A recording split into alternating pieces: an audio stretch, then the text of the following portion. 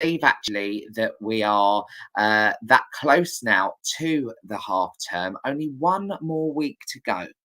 And I'm going to be discussing some really quite cool things this evening with my guest, David Petts, who is a former course leader at both Mid Kent and Thanet College in Kent.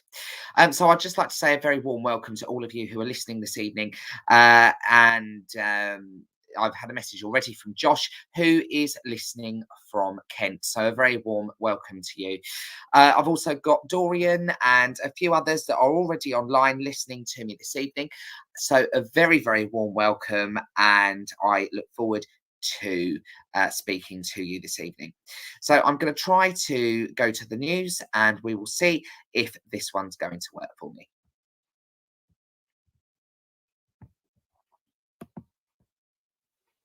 That one doesn't look like it's going to work either. So I will do my best to get that to you as and when I can. So yes, this evening we are going to be speaking with David, who is a former course leader at two colleges in Kent, one of which based in Maidstone in the Medway area, and another college in the Thanet area in Broadstairs. David has a history in working in carpentry. He ran his own business for many years and then went on to teaching in his latter years of his career. So we will be discussing that with him this afternoon. Once again, a very warm welcome to everyone who is listening, and I will do my best now to see if I can get that news to you.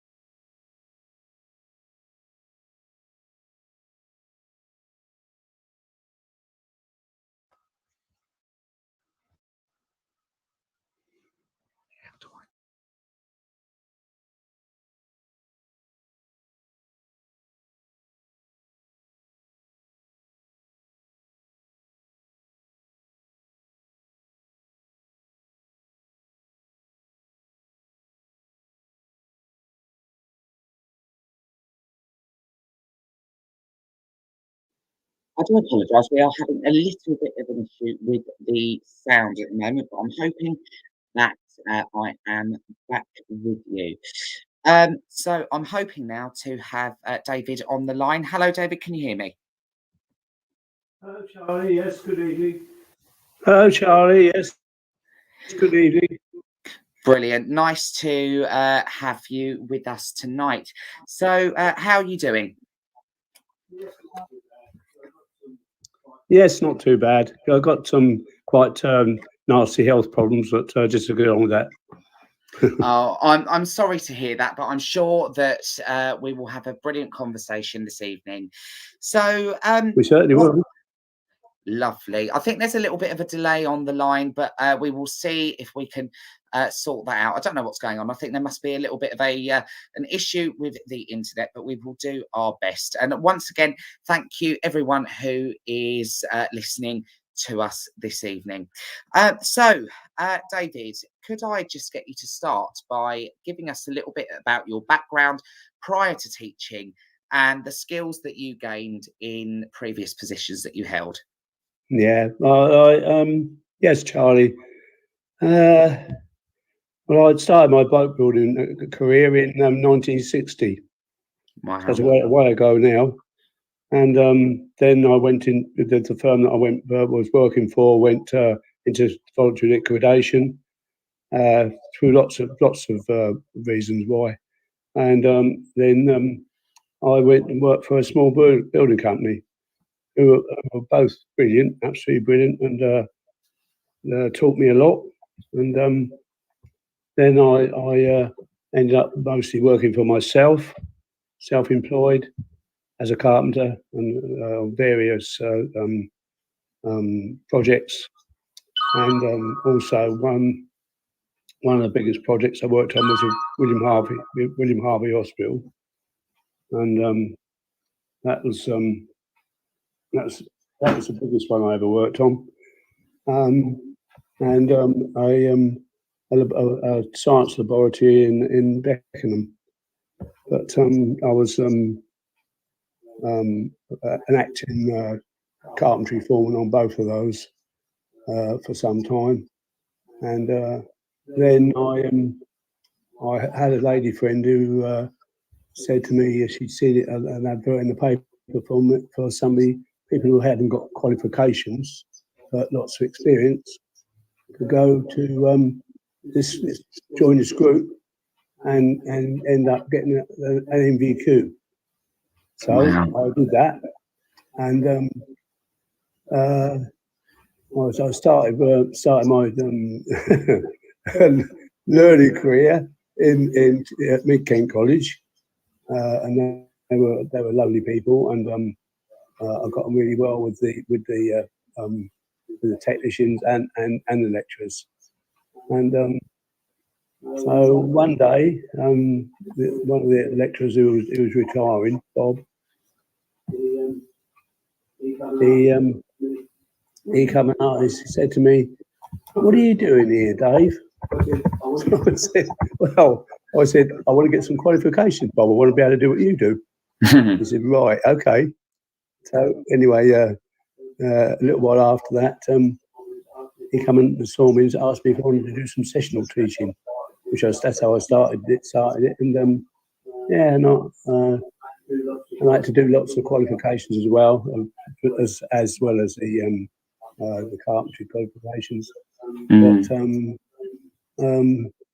it went quite well, and I eventually got a teaching an advanced certificate in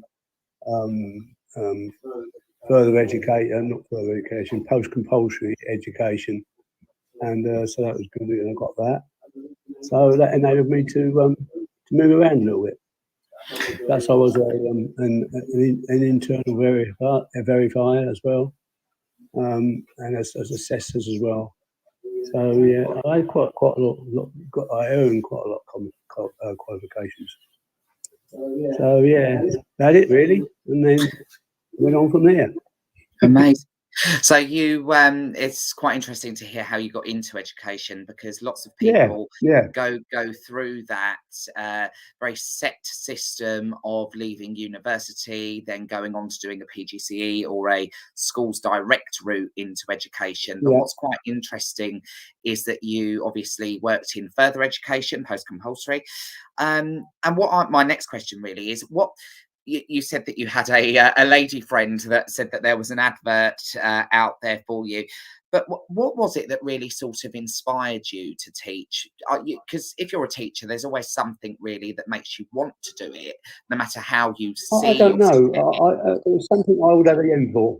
I always thought about it, as I thought myself, and lots of people had said to me, you know, blimey, Dave, you should be teaching this, because I was a good carpenter. And that's all I was saying myself, but I was. Fantastic. And then I joined the Institute of Carpenters as well, which is quite a prestigious organisation. So I'm also now a fellow of that. So you know, it seemed prudent and the right thing to do to pass my knowledge on and my skills on. That's why I did it. At the end of the day. Fantastic. And that's really important, especially in this day and age where we're really talking now a lot more about skills and about apprenticeships, and the government seem to be trying to push a lot more of our young people into apprenticeships rather than going on to the, I suppose, the normalized route of going to university. And that, I suppose, was part of your journey, because you had those skills. And I mean, I think you mentioned that you used to do a lot of carpentry, boat building. What out of interest, what part of the world are you from? If you taught in Kent, whereabouts are you from? Well, I was actually been because of the Second World War. I was born in Walton-on-Thames in Surrey, Right. but my family's all from Whitstable. Whitstable, so a, Yeah, a coastal town with lots of history of boat building. yeah, yeah. We did have then. Yeah, not now, but we used to have. And Um, and did you build your skills through the local community? yes, I did. Yeah, Fantastic. And and that I is was by the way, Charlie. You made one mistake on your intro. I was only a course leader at Thanet College, not Mid Kent. I was just right. an ordinary lecturer there. Oh, No, just clarify. okie dokie. So, your journey in education, then talking about Mid Kent and Thanet College, Hmm. and you had your two roles. What was your role at Mid Kent, and then what did you do to progress on to Thanet College? Well, basically, I was uh, just a lecturer at Mid Kent College, um, and I sort of took over from Bob when he retired. Lovely man and highly skilled man as well. And but yeah,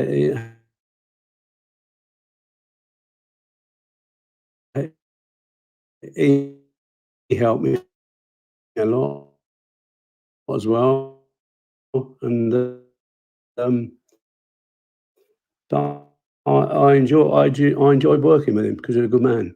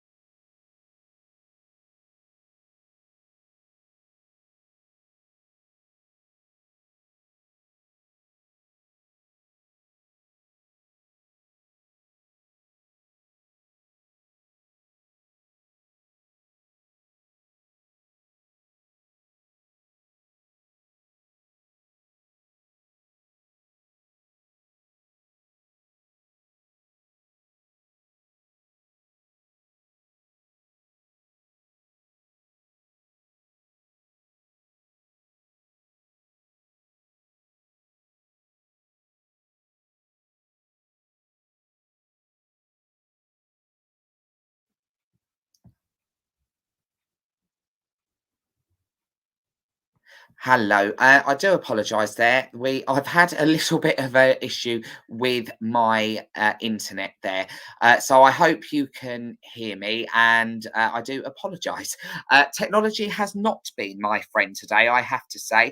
I've had a bit of an issue whilst with my PowerPoints at work, and there's just been lots and lots of technological issues. So I do apologise. If I can get my guest back again, I shall try to do so. But until then, you will have to just put up with listening to my dulcet tones. So once again, welcome to Teachers Talk Radio on the Twilight Show. What I'm going to do now is read the adverts to you because there's a bit of an issue with the audio file. So one of the sponsors of this show is Oxford University Press. If you need support with your phonics teaching, Oxford University Press now has 3 DFE validated programs to help you: Read, Write, Ink Phonics, Floppy's Phonics, and the brand new Essential Letters and Sounds. Essential Letters and Sounds will get all your children reading well, quickly, using phonics books you may already have in your classroom. Developed by the Knowledge Schools Trust English Hub, it's affordable, easy to use, and makes teaching phonics with letters and sounds more effective. To find out more about these programs and receive support from your OUP expert, local educational consultant, visit www.oxfordprimary.com/phonics. One of our show sponsors is the History Hotline podcast. The History Hotline is the hottest line for all things Black history and beyond, a space to have honest conversations about Black history and how it impacts the world we live in. The History Hotline podcast explores some of the facets of Black history ignored by the mainstream, your teachers and textbooks. Check out the podcast by following the History Hotline on all good podcast platforms. One of the sponsors of this show is Mal CPD. If you struggle with people pleasing and find it a constant battle to manage different and difficult personalities, then why not challenge and empower your team through the Mal CPD Essential Coaching Skills for School Leaders course? Alternatively, gain practical skills to become a strong, compassionate leader through the Assertive Leadership and Emotionally Intelligent Leader course. All MAL CPD courses are accredited by the Institute of Leadership and Management. Find out more at malcpd.com. So we are back and live on Teachers Talk Radio with me, Charlie Rozelle. So what we're going to be discussing is about the importance of skills and teaching skills and apprenticeships. And what we have tried to do is try to get David back on the line, but I don't think that's going to happen due to a bit of an internet issue. I have messaged him, so I will see what's going to go on there. But until that point, I will have a little conversation with you and we will go from there.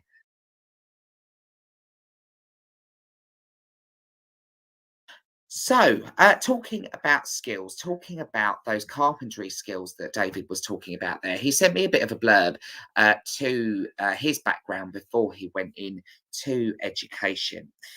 And what was really interesting when I read that is that he had this background in carpentry. He worked with lots of young people and really passed on his skills to those young people after working in the building trade for many years.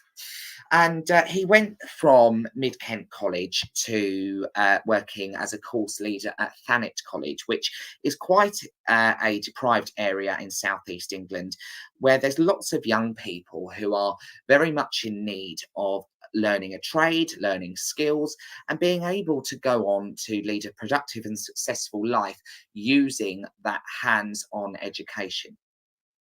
And David was very, very clear in his communication with me before coming on to this show that one of his real things that he absolutely loved was working with these young people that really deserved a chance, that really deserved, in some ways, a second opportunity to do well, because many of these young people at that time would leave school with a lack of GCSEs back in the day where it was A star to C that was on the performance tables. And he was very, very clear to me that many of these students would come to him from secondary school without the basic skills in literacy and numeracy.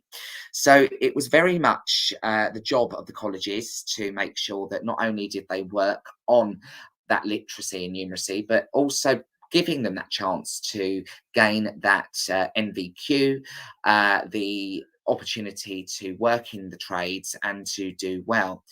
And I'm just looking at the email that David sent me earlier, and there's a really poignant story here about a student that he spoke about that sent him a letter at the end of that student's journey at the college, and thanked him for being very patient, making them laugh, and what's another word I can see on here?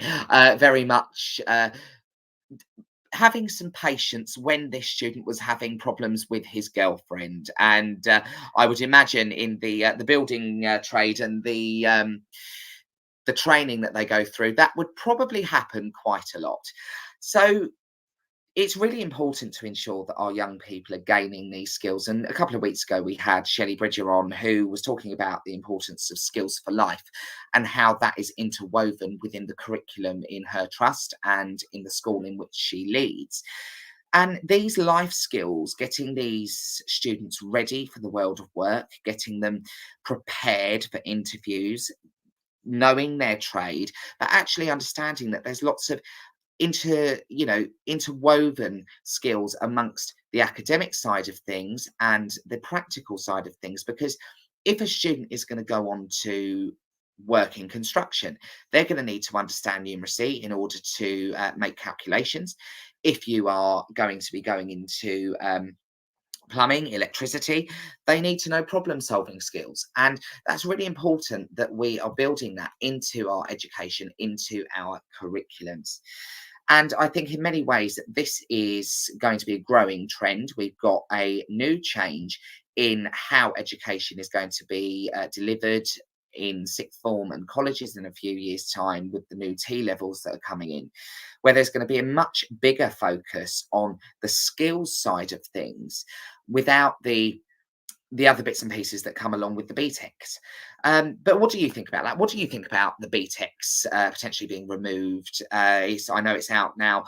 There's lots of petitions out there about the removal of the BTECs, about the removal of the AS levels, because it is going to be A level or T level.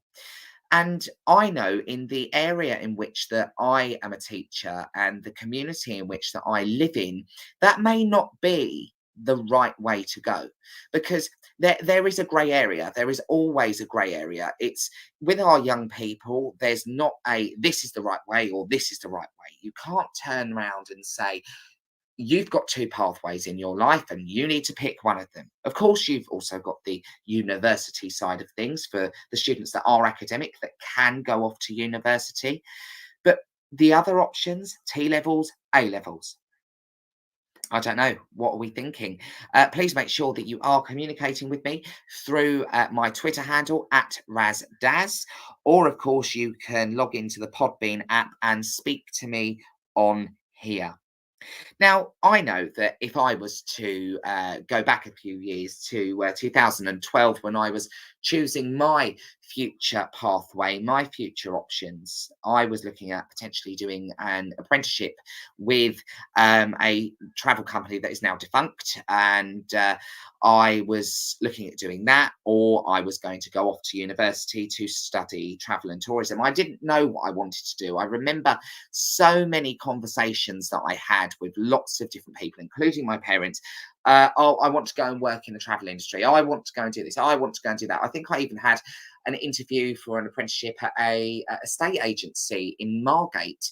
And I came out of that very red-faced, I do believe, because there was a lot promised and no real delivery of anything. It was like a young person looking at what they want to do, looking at all these different pathways, but you don't know what you want to do until, I don't even think you know what you want to do really until you're in your early 20s. And even then, I think a lot of people are very unsure of where they want to go, what they want to do.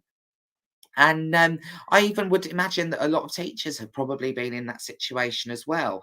And when you're working with young people from vulnerable backgrounds, from challenging communities, from very socio-economically deprived communities, I think in many ways that's even worse, because a lot of these students don't know where they're going to go. They don't know the opportunities in their locality. Many of them will turn around and say, "Oh, I've got a job with my dad. I've got a job with my uncle, or my aunt owns a business up in London, so I've got a job there." But many of them don't necessarily understand that they need to have a backup option. And it is our job as educators to make sure that they've not only got the ideas of the backups that they could have, but also the qualifications to help them if something was to go wrong. And that really is where I would like to go on to sort of explain when I was in my secondary sixth form, when I was at school. And I can remember quite clearly, I turned up late to a lesson. And yes, I turned up late to a lesson. Because to be quite honest with you, I didn't want to go to the lesson. I had a teacher that, quite frankly, didn't give me the time and the support that I required in my A levels. And I know that, when you're teaching A levels, you're there to facilitate learning. You're not there to do the jug and pour method of just pouring in that knowledge into that student's brain and expecting them to regurgitate it in an exam. But you're expecting your students to do independent learning. But I can't say that I really believe that at where I went to school that I was really prepared really for the jump from GCSE to A level, and I found that very hard. And I was very very good at computers and ICT when I was very young, and I just sort of assumed, yeah, I'd be great at doing A level applied ICT.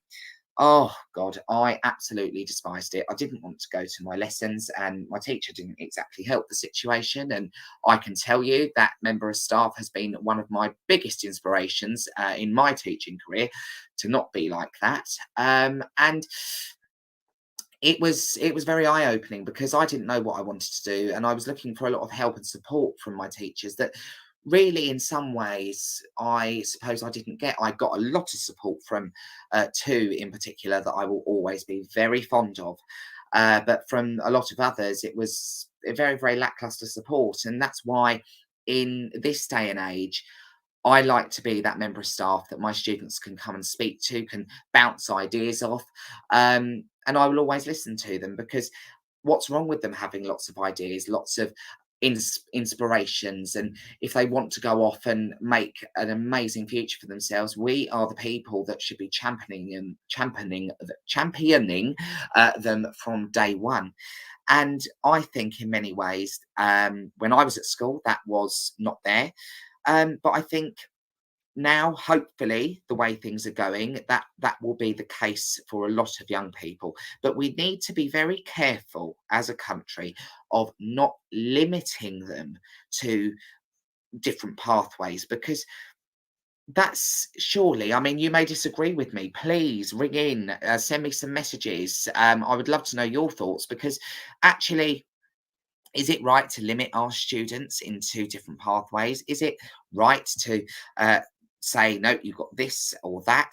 I don't think so, because that can't work for everyone. That doesn't work for everyone. We need to make sure that our young people have got the skills and the knowledge in order to go on to get jobs, to be productive members of society. Of course, we do.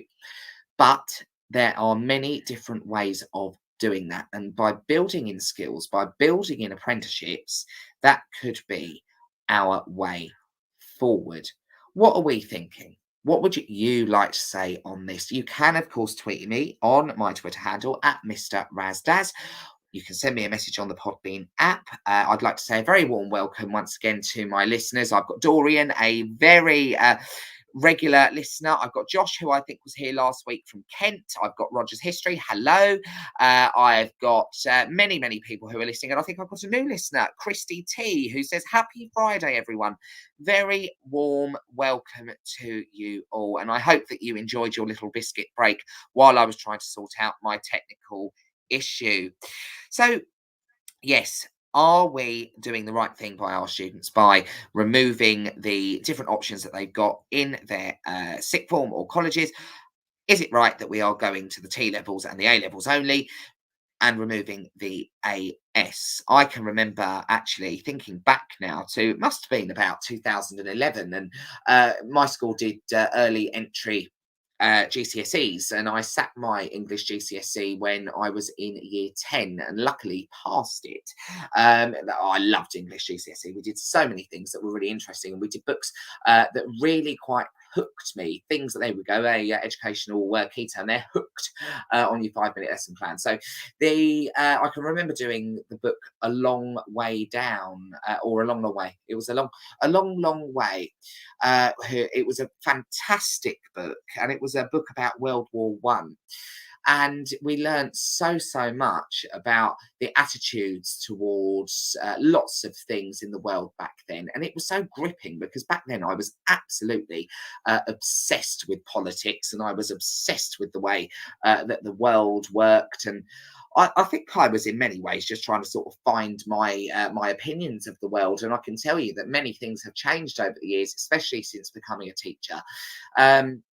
But that was an absolutely amazing book that we read there, and we did a analysis on a Friends episode. It was the one when Phoebe drops the lottery tickets out of the window, and we had to analyse the different things that were said and the different camera angles. Oh, I remember that very well. We loved it because we used to just walk into lessons and Friends would be played to us on the interactive whiteboard. I'm sorry if I get anyone in trouble there, but it was absolutely brilliant. We also did Romeo and Juliet. We did lots of things, and it was just absolutely phenomenal. I loved my GCSEs, but moving on to the AS that I did when I was in year 11, my word, that was tough. And the jump from the writing and the analysis that you had to do at GCSE up to A level, well, that was very tough indeed. Now, Seema, I absolutely do you want me to repeat what you've just written there, Seema? You've sent a laughing emoji and you said cuckoo. Now, I'm not going to lie to you. I could absolutely quote that episode from start to finish. And oh, it still makes me laugh to this day, but I don't think I'm going to do that. You're going to have to tell me if you would like me to do a little quotation in there. I don't know if that's allowed because of copyright, but we will see. Yeah, of course, I got your reference. If you don't know your friends' references, I'm afraid we cannot be friends. And that also goes for Modern Family, which I'm afraid is also one of the best things to come out of America since then. But I divulge. I'm very good at divulging every week. I go off on a tangent, and I wonder sometimes if people like that or not. But you know what? Hey ho.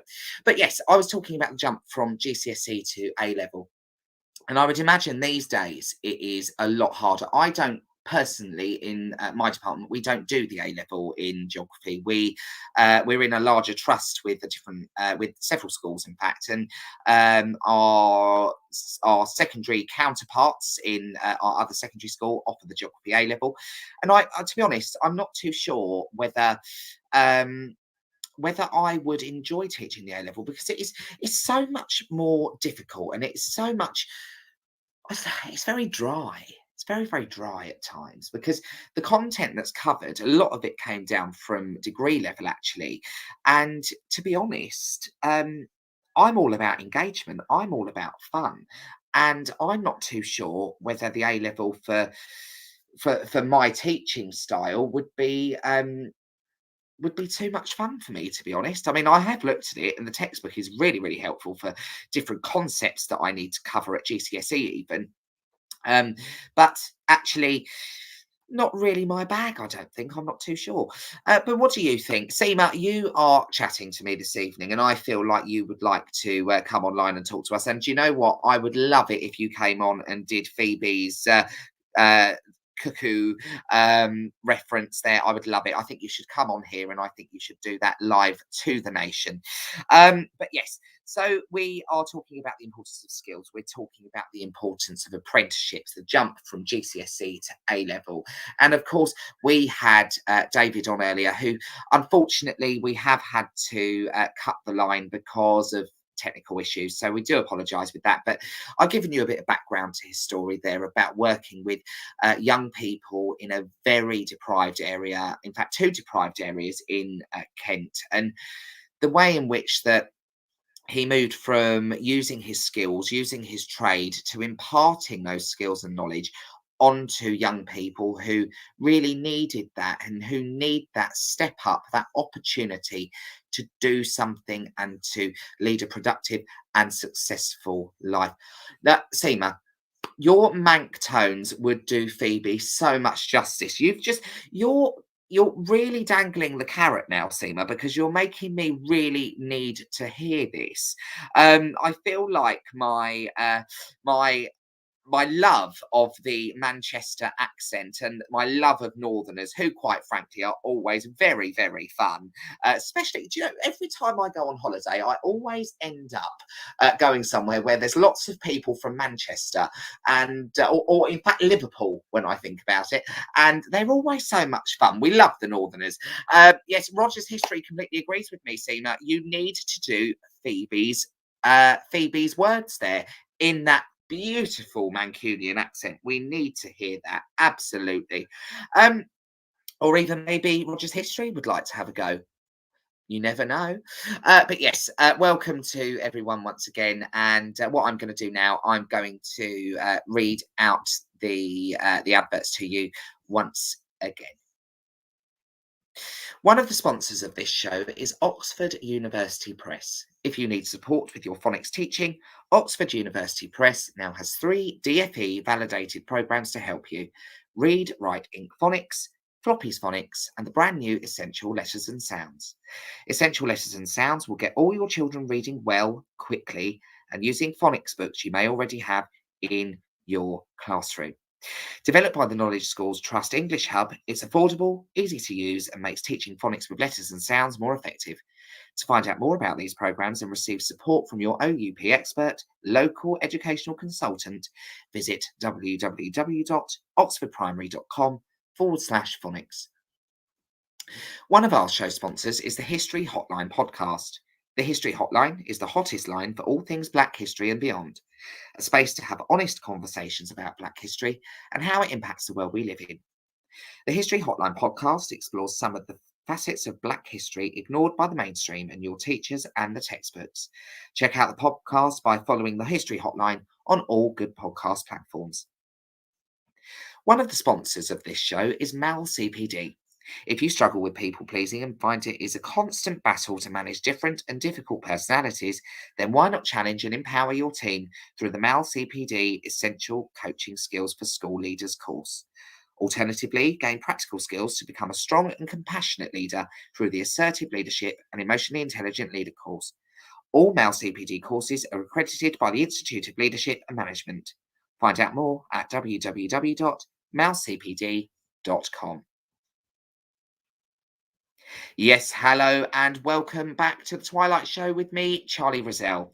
It's really great to be back with you this Friday evening, and luckily enough, I'm looking out a window at a very beautiful sunset here in lovely Herne Bay in Kent. So I have to say, I've had an absolutely amazing week. It has been a brilliant week. We've had open evening yesterday where we got to showcase our school to our new year 6 intake, and we had so much fun. The geography department obviously had to do some bits and pieces about flags and where the students would like to go in the world, and we had a big map up on the board and we got them up with whiteboard pens because they love that. They love pretending to be teacher. They'll never admit it, but they love it. And they were writing up on the board saying where they'd like to go and why, and we had some fantastic comments on there. And I have to say, one of my colleagues was quite controversial in the fact that they said that they wanted to go to the Falkland Islands. Now, that is somewhere that I would love to go, just because I'm absolutely obsessed with British history and learning about all of our past. And there's somewhere I'd love to go because I have heard, and correct me if I'm wrong, that they have got red telephone boxes all that distance away in the South Atlantic. Amazing. And they've got British pubs, and we all know teachers like a little pub at the end of the week, don't we? You'd be lying if you said you didn't. And even if that is for a Diet Coke. But they've also got some amazing things. They've got some real references to this country, and I'd love to visit there. And I'd just like to say a very warm welcome to Kenny and James, who is a listener that comes back week on week. Thank you so much for tuning in. And to Susie L, another regular listener, back once again. So, of course, if you'd like to share some of your stories about what you've been up to this week at school, within the last stretch until the half term, and yes, I'm going to say it, I've got a 2-week half term. Some of you are going to be very jealous. I do apologise, but I'm not sorry. I'm not sorry about having that 2-week half term. I'm so excited to be able to. You are definitely going to enjoy yourself that way. Josh from Kent. Charlie, think I know what open evening you're talking about. I was there. Are you one of my colleagues? Are you wanting to talk to me tonight, Josh? I think you need to be coming on live and reveal yourself. And I've also got Kenny and Jane speaking to me. They do have the phone box, and you can see the penguins. Penguins, I would love to see some penguins down in the South Atlantic. I feel like I'm in Happy Feet. Absolutely amazing. So, yes, we've had our open evening this week. We were making flags on cakes. We had some amazing stuff going on in the history department, in the maths department, in the English department. They had Peter Pan going on. Oh my word, it was absolutely fantastic and so much fun. We love an open evening where I work, and we do it absolutely brilliantly. And I really hope that the potential year 7 students that wandered around last night are going to absolutely want to come to our school next year. So, yes, that's what I've been up to this week. I have been, what else have I been doing? I've been planning for term 2. I've been going on lots of walks to try to walk off all of the sweet treats that I've been having to eat during the week to keep myself going. I have been reading lots of information, the about the travel rules, because as I told you last week, I'm off to Fuerteventura at the end of next week. I don't know if I'm pronouncing that right, Fuerteventura. But yes, we absolutely have had a very busy week this week, but we've only got 1 week left until the end of term. Oh, that's lovely of you to say. It was fantastic. My tour loved the geography department. Oh, I'm so glad about that. I'm just going to say it. I think my department's one of the best in the school. We're fun. We're better than history, because we're what's going on now. We're not going on in the past. But yes, so that's what we've been doing this week. So what have you been doing this week, guys? Tell me what you've been going on. Oh, sorry, Roger's history. I'm digging my hole again, aren't I? Of course, history is fantastic. It is an amazing subject that everybody needs to learn, and we all need to understand the things that have shaped the world that we live in now.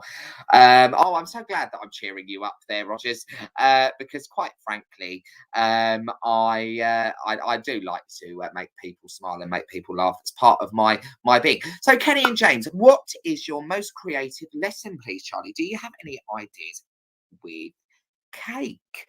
Well, what can I think of? What have I done before?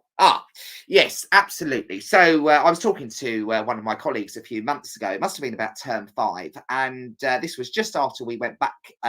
Yes, it was just after the second lockdown. We went back in and we had to teach coastal erosion processes to year 9. And I shared a class with my colleague, and she was really kind to me actually, and gave me coastal erosion processes, which is always really fun. So what did I decide to do? I decided to go to the shop and get some angel cake, and I thought, you know what, I've got to get through this by using cake. And I put all of my groups in, all of my students into groups of 4, and I gave them a cake on a paper plate and put it down. But I did a Blue Peter. I had a Blue Peter moment, and I used a Sharpie. And sorry if my colleague Lauren's listening, but I did destroy her Sharpie pen in the process of doing this. And I don't think I've actually replaced it yet. So at some point, I will make sure that I do that. But what we did, we drew the different sections of a headland on a cake. And we split it up and we cut it up to show the different erosion processes: abrasion, attrition, hydraulic action, all of that stuff that happens all around our coastline. There you go. You're getting a free lesson from me tonight. I could be charging £50 an hour if I was private tuition. But that's what we were doing. We were doing the coastal erosion processes. And then I thought it would be a really good idea to use custard as the ocean. And we did have custard in places. We did have cake there was more of it on the tables and the carpet, and I do apologise, but it was very fun. But they did learn a lot about the coastal erosion processes, and that is really important when you're teaching things like that, to be very engaging in how you deliver it. Because actually I could stand at the front at my board with my whiteboard pen, draw a headland, label it and go, this is the headland, this is what abrasion causes, this is a cave, now label it on your worksheet. Oh no, boring. I needed to get the cake out, and quite frankly it was one of my most favourite lessons that I have delivered. Because quite frankly, physical geography can be rather dry at times, much like many of the topics in history. I could probably assume, medicine through time. That must be Must be so much fun, Roger's history. It must be so fun delivering that at times. Although, mind you, you must look at some of the most amazing things like medieval. Is it medieval? I don't know. You must tell me. I'm not a historian. I know about modern history. I know about the Cold War. I know about the Falkland War. I know about the 1980s, 1990s, but I don't really know much about anything previously. But oh, yes, I do. I know about the Roundheads and the Parliamentarians. I remember doing that. And the Battle of Hastings, I remember doing that one.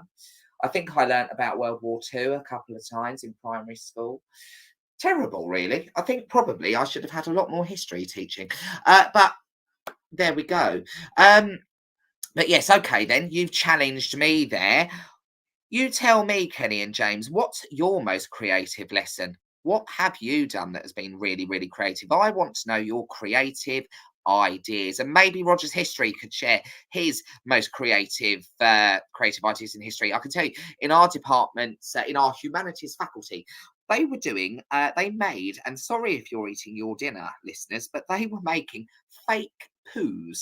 I'm not still not quite sure as to what these were for, but it was quite entertaining to walk into a classroom and see lots of plates with paper plates actually with several fake poos, and they had little bits in them that looked like sweet corn. I thought it was rather realistic, actually. So I would imagine that our visitors quite enjoyed themselves.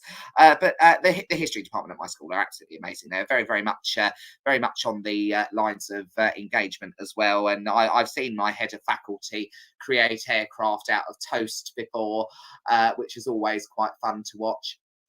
And there's lots of amazing things that go on. So I think that we are very, very lucky, really, in a humanities faculty because we've got the opportunity to cover lots of really fun stuff. And at the moment, we're delivering. Well, yes, okay. I probably should have been in the MFL department, and I was told, okay, Josh, I was told that I could get some croissants in the MFL department, but I was also told that there was a bit of a challenge involving olives if I wanted some of that.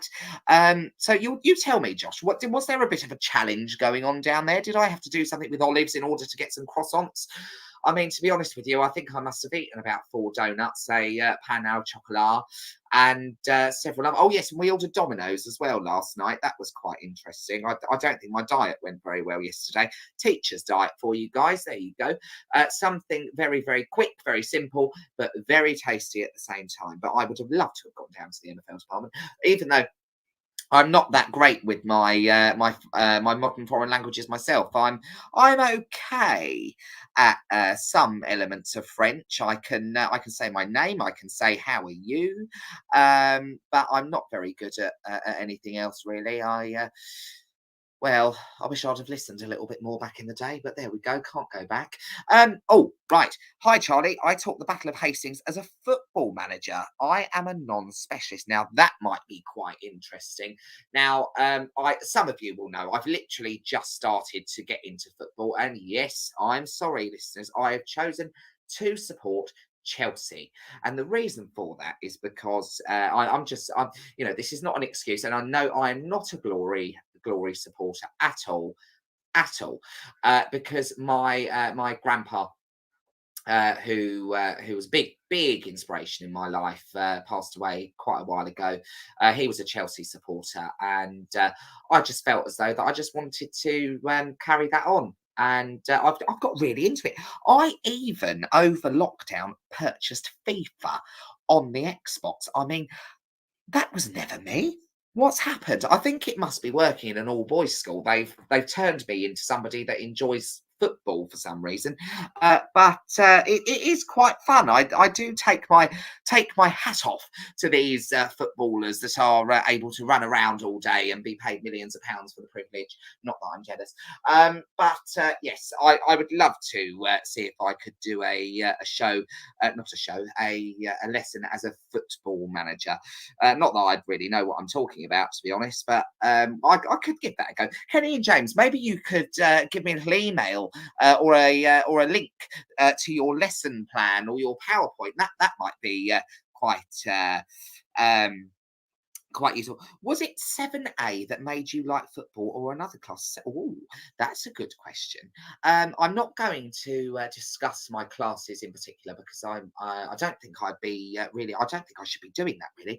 But what I would say is that many of my classes have are absolutely they're football mad, and they love it, and talking to them about it sometimes they're just so enthusiastic about it, and it's really good because you see that they love something, they love to discuss that, and if you can speak to them about things like that, not only it shows you that that you're also human, but also it you drop that barrier a little bit. And but what I will do, I did promise my 7A class a little shout out, so there we go. 7A, there's your shout out this week. You are fantastic, and there's your little shout out. So there we go. I've got lots of listeners on tonight. Thank you so much for joining me. I've got Chai 2002. I've got Ella. I've got Tro 9984. I've got a very, very long word there that lots of letters and numbers. It must be a cryptic code. I've got Susie L, Kenny and James, Rogers History, SAS Power 007. Do you work for James Bond? And I've got TSCW Dorian, and I've got a Josh 1029 384 756. That must be another cryptic theme. So thank you very, very much for listening. So what I'm going to do now, I'm going to just go through one of the stories that I found on the Guardian this week, and it was very much about the removing the cap on teacher hours and how that is very likely to hit future recruitment.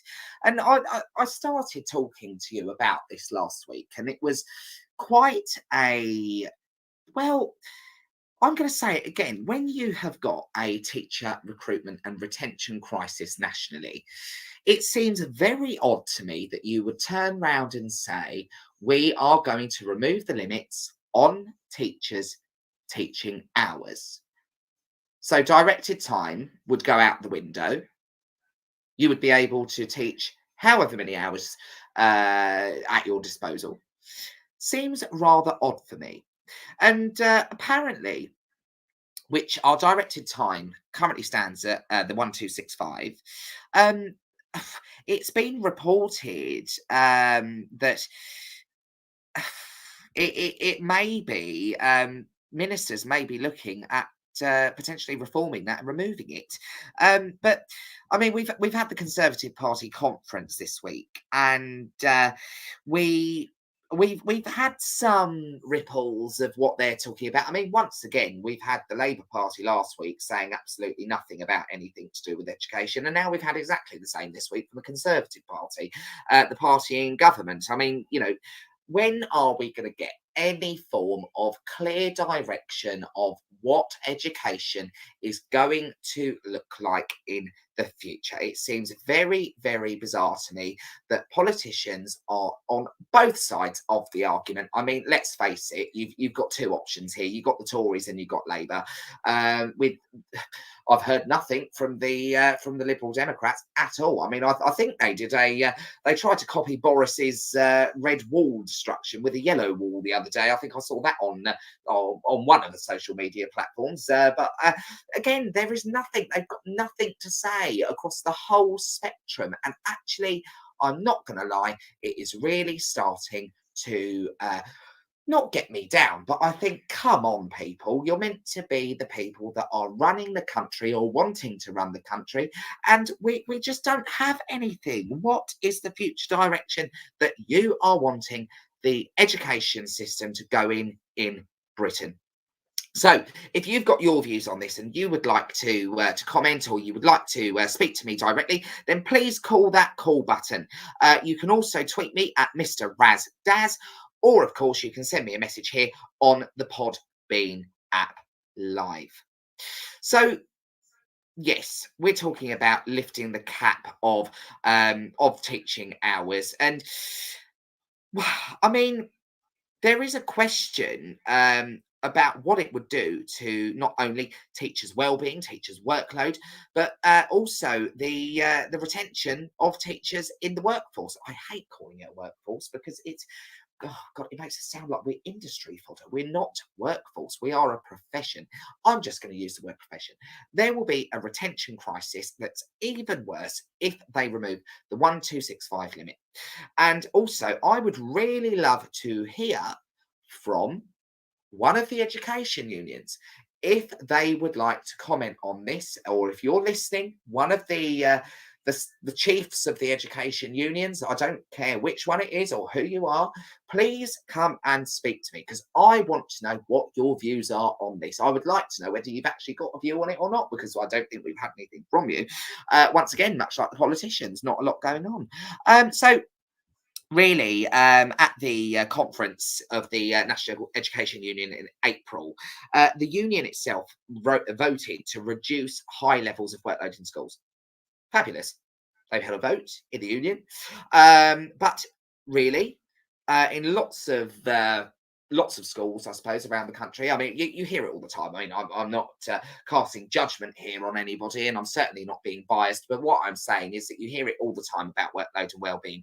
And what's quite worrying is that we seem to be having this national conversation about workload and well-being time and time and time again. I can remember when I started teaching, there was posters from the NEU complaining about workload and well-being. There was lots of things that used to come through by email, or people complaining on Twitter, or there was something on Facebook or in the Guardian News. But they're always talking about it. But really, where has the action been? Has anyone actually sat around a table and negotiated anything? Because I don't think that has happened. If it has, please do let me know, because I have never been party to any form of of any form of news article, anything in the mainstream media about any form of table talking where you get everyone around the table and negotiate a better workload settlement. And that should be a national picture. I'm not talking about any schools in particular, because that would be right, because I work in a fabulous school with brilliant well-being. But I think nationally, we need to be having this conversation in a much more direct way. And I think potentially, I don't know, what do you think? Should the unions be getting more involved? Should they not? What could happen? Do we have a conversation? What should be going on here? That is a really, really, really important thing to be discussing, because as we move out of this out of this new normal back into the old normal after COVID, it's so important that we are thinking about our staff well-being, and that should be at the top priority of the government's list. Number one, if they've got a school improvement plan, that would be interesting for the government. That should be at the top of their SIP, and also it should be at the top of the SIP of the education unions. But we will see what happens there. Controversial, I know, but I think a lot of people are probably thinking very similar things to me. But also, I'd also like to really sort of discuss about the Conservative conference, really, because once again, as I said earlier, we haven't really had a lot coming out of that at all about education, and I would like to really see what they're up to. And I mean, Boris Johnson announced a new levelling up premium.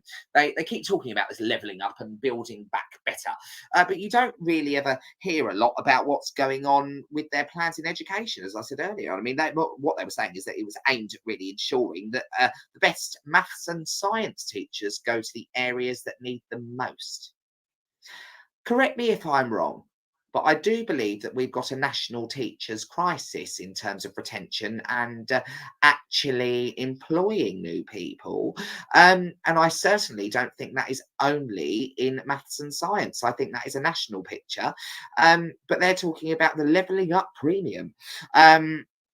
And making sure that we're getting those teachers into the areas that need the most. And of course, yes, of course, that does need to happen. We do need to make sure that our teachers are getting into those locations that we need them, but also we need teachers nationwide. But they did actually do a bit of a U-turn as well, because the government scrapped an early career payment scheme last year. They've scrapped an early career payment scheme, but they are wanting to invest in teachers to go to the areas that need them most. And I would quite like to know a little bit more detail about that, because some areas close to where I live probably are very much in need of funding in education, being quite socially deprived areas in areas of East Kent, in the Isle of Thanet, and etc. And that'll be really interesting, because we will be speaking to Sir Roger Gale very, very soon. Unfortunately, I've had to move his date because he was otherwise engaged. Unfortunately, we ended up double booking. So he is going to be letting me know a new date that he can speak to us. And I would like to know, really. No, Josh, if you are a member of staff, of course you can do so. But if you are a student, I would rather you did not do that, because we need to make sure that your name is not shown or spoken about nationally. So please don't do that if you are a student, but of course you can do that if you are a member of staff. So when we are discussing about COVID cases as well, at the Tory party conference, it has been discussed that there's been more than 200,000 pupils off last week nationally because of COVID-19. Some of the media is saying that they're thinking that the COVID crisis has started to wane off in schools. But they're saying at the Tory party conference that the number of absencees for COVID-related reasons was up 67% on the previous 2 weeks, which is quite worrying. Oh, do you know what? That's lovely. I'm so lucky to have one of my my students listening, and they've commented to say that they are a student at the school that I teach in, and to say that I'm one of two of their favourite teachers. Thank you so much. I really appreciate that comment, and I'm sure you will reveal yourself to me on Monday. But thank you so much for listening. But listen, you go and enjoy your weekend and chill out and make sure you do your homework. But there we go. But when we are also looking at the Tory party conference, they were discussing all about how they're wanting to level up education. And I was listening to Nadeem Zahawi, the new education secretary, and he was saying that teachers start their career on £30,000. Really? In what part of the country is that then, Nadeem? I don't believe that that's the situation, unless anybody else knows anything differently. I mean, I believe I started on M1, which was certainly not £30,000, and after my student loan, much less than that. But I'm not obviously going to be discussing teacher pay scales on here, because that wouldn't be right. It's actually just about as bad as discussing politics, isn't it? Discussing money. But Nadeem Zahawi, I think you need to maybe have a little look on the education union websites, where they've got quite clear outlines of the teacher pay scales. It may well be that in London, but it's certainly not that down in the outer areas of London. In fact, you know what, Nadeem, I'm going to find out what those are. I'm going to find out what that pay scale is, just so I can give you a little bit of information there if you're listening. So the teacher pay scale starts on outside of London at 25,000, just over £25,000, with the inner London. Oh, there we go. Of course, inner London starting at £32,000. So yes, he was of course talking about London there when he was talking about the starting salaries of teachers. Maybe they could be levelling up by making that a national picture. Potentially, who knows?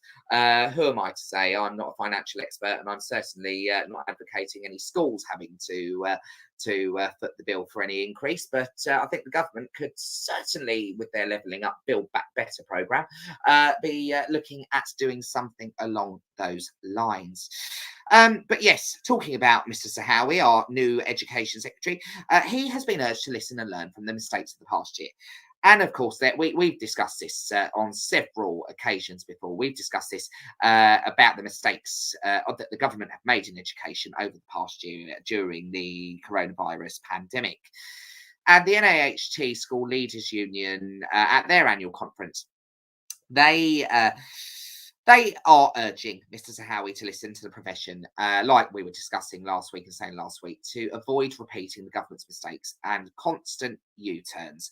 And I think I read somewhere else today that some education professionals were basically saying to the Education Secretary that they need to start listening to teachers in order to avoid more and more U-turns during the school year, especially during a global pandemic, which, well, what's going on with that? I don't really think we've heard a lot about that in the news recently. It all seems to be about the fuel crisis and the volcano erupting out in La Palma, which I'm slightly concerned about. I'm not going to lie to you because obviously I'm flying out to the Canary Islands next Sunday. I'm so excited. I haven't yet managed to catch a lift to the airport yet. I'm going to have to. I'm going to have to try to work that one out because. Slightly concerned about this whole fuel situation. I think I might hitchhike. Who knows? I might find a way up there, or I suppose I could drive. That's a very long way, especially after a flight. I mean, but anyway, but no, very, very slightly concerned about that because I can remember during 2010 when the volcano went off in Iceland and it caused a lot of air travel problems, didn't it? And kind of hoping that it calms down in La Palma because I don't need my holiday being affected by this. I am ready to get on that plane and jet off into the sun. And I checked the temperature today on my weather app, 25 degrees. I'm so excited. But yes, it was. It was 18 degrees, it says on my car on the way home today. So even that slightly little bit more heat, I'm very, very much looking forward to that. Oh, yes. Oh, yes. Those two emojis that have just come up on my screen there. Absolutely. I can certainly think of another emoji that I could add to that involving a lovely cold beverage that may be consumed on the sunbeds. Of course, I'm talking about Diet Coke. Don't be thinking, oh, is that a bit of a product placement there? Diet Coke, a diet fizzy drink that I could enjoy on ice. There we go.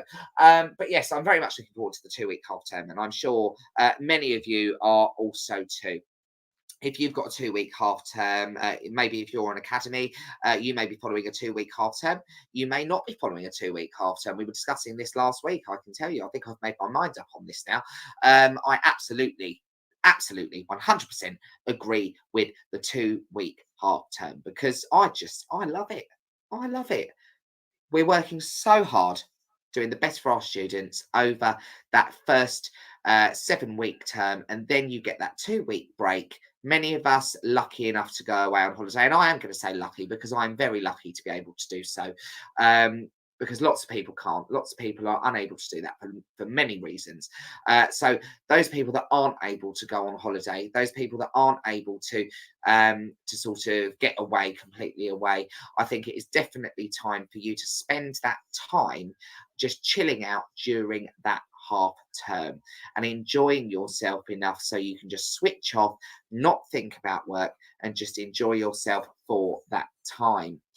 But yes, so what else would you like to be discussing this week? Would you like to send me anything in that you would like me to discuss with you? If you would like to call in, that's more than fine. I'm sure Seema would like to do so. Are you back from your walk yet, Seema? Because I definitely would like to hear your rendition of that fantastic part of that Friends episode. I would also like to hear from anybody who's got any pressing issues that they would like me to discuss this week. Anything that you feel needs to be aired. Remember that our hashtag is tune in, talk it out.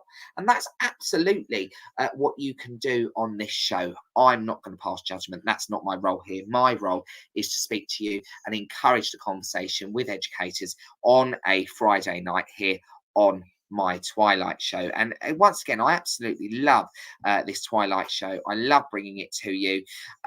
So I really, really hope that you are enjoying being with me once again this week. Shut the door.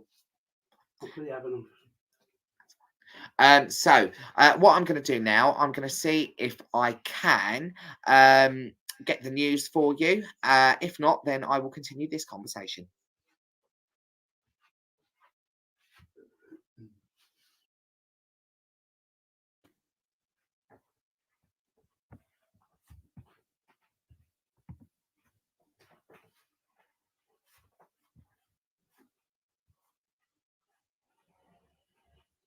No, I don't think we are going to be able to bring that to you at the moment, so I do apologise about that. But I don't know what's going on with my technology today. Technology certainly is not my friend today, but we will continue this conversation.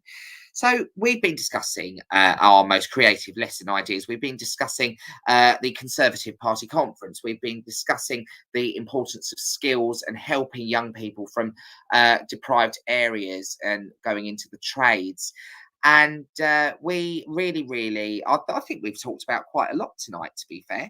And I've quite enjoyed discussing all of this with you today.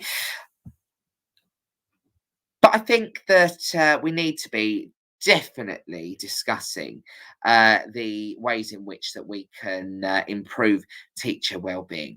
Because you know what? Yes, I do bang on about it every week because it is something that I'm really passionate about. It is something that I believe in because being a teacher, I care about my colleagues. I care about everyone who does this job around the country and making sure that we're all okay. And some of us work in amazing schools where we are able to rely on support from our peers and our amazing colleagues and our leadership teams. But you know what? There are some people that frankly can't. And I think it really is everyone needs to have a productive and happy team of staff in order to really make sure that all of our students are achieving and progressing to the best of their ability. And one of the things that we can discuss about there is about making sure that you're meeting the needs of your staff. And I've been looking at this article in Test today, and I've made some notes about this because it's really important. And Maslow takes me back to my GCSE business studies days and my A-level business studies days because I remember learning about Maslow and the hierarchy of needs.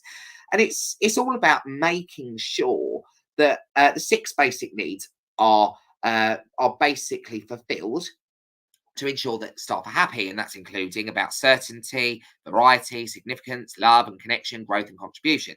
All about making sure that everyone has those basic human needs met in their job. And is it down to, and I'm not going to focus this on school leaders because I know how hard leaders work at making sure that their staff are looked after. I know that. But what I think we need to do is be saying, actually, UK government, Boris, hello there. Are you making sure that staff, our teachers around the country are having their needs met? What could be added to anything really in terms of inspection, in terms of expectations, our rights, our responsibilities to make sure that we are all looked after. We are, and there is a expectation that our teachers are looked after. And I mean, you know what they're talking about this high tax, high wages and low tax society that they're trying to build back better to. Well, maybe, uh, you know, potentially public servants could see an upgrade in their pay, considering many have been frozen for quite a long time. Maybe that could be an idea there to build back better. There's also a call really to allow students and teachers to be free to be creative, to allow them to be autonomous, to really let them show what they're able to do without constant, why are you doing this, what's this for, blah blah blah. And loads of us again are very lucky because we're given the freedom to do that, but in some places we're not. And you know that can be quite demoralizing because some teachers are very creative, they like to try new things, they like to gain that interest of their students, because the best way to get students to behave and the best way to get students to learn is through engagement. And we know our students. That's the first rule of teaching. That's what I was told when I started my training. The first rule of teaching is to make sure that your students are engaged and you know your students. And I think that that's really important, that we don't have a blame culture, that we work in a no blame culture where you're free to try something. And if it goes wrong, it goes wrong. But then you're reflective enough to change, to adapt, to go and view somebody else teaching, to observe, because we're all learning all the time. We're all learning about different strategies, different ways in which to get through to our students. And, that's so important to have that freedom, to have that curiosity, and to embed that into our lessons. And that's really important for teachers, really, really important, because nobody likes being put in a box and being told you must do it this way, blah, blah, blah, blah, blah. No, that's not okay. That's absolutely not okay. And I've got a really interesting comment here. While families' needs are not met, teachers' needs won't be met, possibly. We deal with the fallout of what goes wrong in the wider world. Working in a deprived area can be soul destroying some days, weeks, and utterly exhausting. You're completely right there. Many of us are lucky to work with some of these amazing students that do come from quite challenging backgrounds. I can think of very many that I've worked with during my time in education. And sometimes these students are some of the most rewarding to work with because you feel like you're really making a difference to their lives. And I've lived actually in I've lived in many areas actually that could be described as socially deprived. I lived in and this is by statistics, by the way. This is not just my personal view. I've lived in the Isle of Thanet. I've lived in so that includes Ramsgate, Margate area. I've lived in Luton Town, which will always be one of my most favourite places in the world, but it is a very socially deprived place. I've lived in parts of Kent that are other parts of Kent that are quite socially deprived and quite economically deprived. And you see the fallout in that. And when you speak to lots of other people that work in schools in these areas, you really do hear some stories of what is quite harrowing at times, but it does make our students so much more deserving and so much more resilient to the things that we do. And quite frankly, you're absolutely right there, TSCW. Without the government stepping in on many, many different levels in terms of social policy and in terms of our families in need, we've got our work cut out. But you know what? We will rise to the challenge as we always do, because that's why we're there. We're there to support our children to make sure that they have the best start in life possible, because to some of them, it would be a fair comment to say that some of them do not have the best start in life, and some of them, unfortunately, do not have the best upbringing at times. So we have to be that role model. We have to be there for them, and we have to show them that there is a future available to them, and we will do everything in our power to help them get there.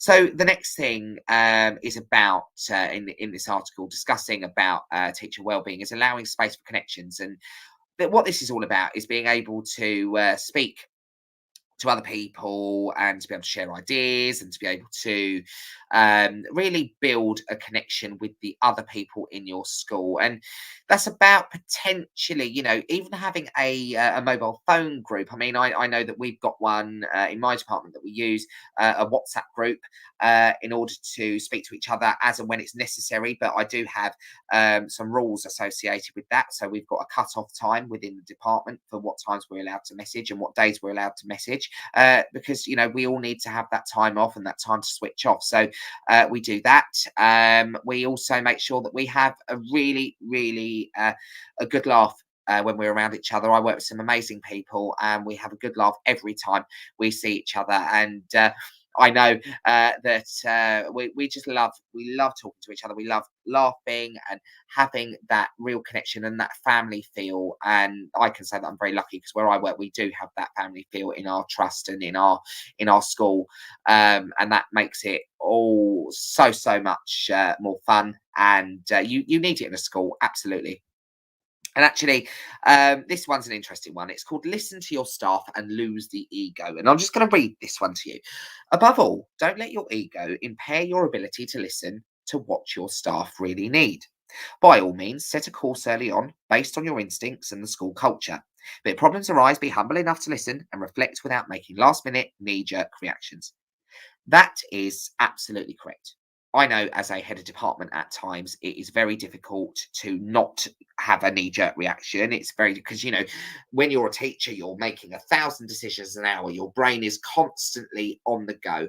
And you might have an issue here, you might have an issue there, you might have to deal with the child doing this, you might have to ring a parent, you might have to write a letter, you might have to go and speak to that member of staff to tell a bad lesson, you might have to quickly plan a lesson that's miraculously been deleted off the system. Anything could go wrong. And it's very, very quick reactions. And lots of us could be rated by colours, and I'm not going to go into it completely, but I learned a lot last year about colour profiling, and I'm very much a yellow red, and I love to do lots of things, but I can be very much right, I'm going to do this now, I'm going to do this now, I'm going to do this now, and then something can fall down somewhere else. And actually, I've got to work on my other colours to make sure that I'm a very, very level leader and a very level listener in my department to my colleagues and my team. And I've definitely worked. I've tried. I hope, department, if you're listening, I hope that you are seeing a much calmer Mr. Rozelle this year, who really does want to grow and develop a team that is so amazing, and actually be proactive. That's really important, to be making sure that things aren't last minute, because that causes a lot of upset when things are last minute, and things, because your departments and your team need direction, they need structure, they need strategy. And that's why these new 3 I's are really good. This intent, implementation, and impact, because I've learned a lot about what we are really wanting to deliver, and the whole point in us teaching our subject, because the whole intention for me is to get the students to love learning geography. That is the point, because actually it is a subject that I love, my colleagues love. It can be a really fun subject, and it's about having that freedom and creativity to deliver these engaging lessons that allow our students to enjoy their learning, to be engaged, and then to make progress. And I think that is so important. But yeah, so that's something else about staff wellbeing that we can discuss there. But I think it actually goes a lot further than that. There are lots of different bits and pieces that you could add in there, and it's about providing staff with those strategies about how to take 5 minutes to calm down, to breathe, to remember to have that 30-second breather, and just to exist at times. You know, you might have a PPA, or you might have a free period that you've not been put on cover. Hurrah. So you can go and get that coffee. You can go and have that little cake. Yes, I see you all thinking, yes, I do go and get a little cake at the staff room. I've got a stash of mini rolls in my little cupboard now. I love it. But you have that 5 minutes, and you either take that 5 minutes just to breathe, just to be, and just to calm yourself. Or you take that 5 minutes to go and find somebody in the staff room to have a brief conversation with. You think, okay, how am I going to prioritize this to make sure that this is done, because this is more important than that one right now. And instead of letting things get on top of you, look at things in a mindful way, live in that moment, don't worry about other things that's going on, because actually there is no point in doing that. When you're worrying about the other things that you're thinking, oh my God, I've got to do all of this stuff and I don't have the time, oh, I'm going to get in trouble. Number one, calm yourself. Number two, go and speak to somebody that you can lean on, that is there to support, and speak to your colleagues, prioritize what you're doing, and breathe. I can't tell you how important breathing is. And there are so many amazing mindfulness strategies that you can use that I've actually found really helpful over the years. I'm one of these weirdos. I like going home. I like meditating for half an hour, listening to some Buddha music, because I just find it so relaxing. And my colleague's actually done I'm going to call it distance Reiki. She did some distance Reiki on me before. And I'll tell you what, it worked. I was asleep in 20 minutes because I hadn't slept for a very long time. I think about 3 days I hadn't slept for. And she did some amazing Reiki on me and it worked. I was asleep and I needed it. And you know what? Yes, TSCW, taking a step back is really important at times, but that doesn't mean taking a step back from your career. It doesn't mean taking a step back from your students. It means taking a step back and really just calming yourself and thinking, okay, This is what I need to do. Get a plan together and a structure. Because teachers, we're amazing. We're all amazing. No matter where you work, no matter what you do, no matter what your role is, remember, please, that you're amazing. And sometimes we just need to breathe. Absolutely. TSCW says to breathe. And TSCW has also added, so glad I work in a school with a no cover policy. We only do it when times are desperate, probably once a year, if that. Now, that's interesting. Some schools have no cover, some do cover, some lower your timetabled hours. So then you've got a period a week where you can be used for cover. I think there's lots of different models for this, and I think it's got to be what works for that particular school.